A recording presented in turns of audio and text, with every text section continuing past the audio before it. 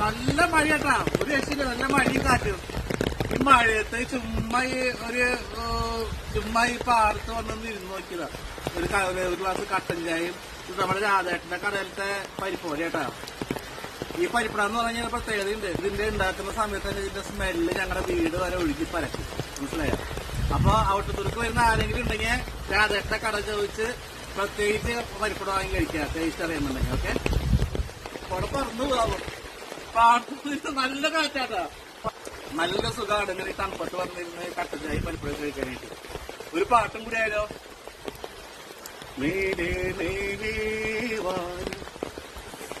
ആ എന്താ സുഖം.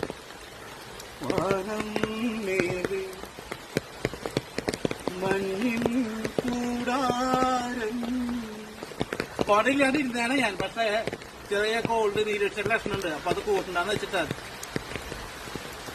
അപ്പൊ ഈ മഴ ആസ്വദിക്കാൻ പറ്റുന്നവരൊക്കെ ആസ്വദിക്കുക. മഴ ദുരിതമായിട്ടുള്ള ഒരുപാട് ആൾക്കാരുണ്ടാവും, അപ്പൊ അവർക്കൊക്കെ തരണം ചെയ്യാൻ പറ്റട്ടെ എന്ന് പ്രാർത്ഥിക്കുകയാണ്. മഴ നനഞ്ഞ് ഈ കട്ടൻ ചായയും ഈ പരിപ്പൂരൊക്കെ കഴിക്കാനായിട്ട് ഒരു സുഖാട്ടാവും. അപ്പൊ എല്ലാവരും ട്രൈ ചെയ്തൊക്കെ കട്ടൻ ചായ പിടിച്ച് പാടത്തേക്ക് വിട്ടോ.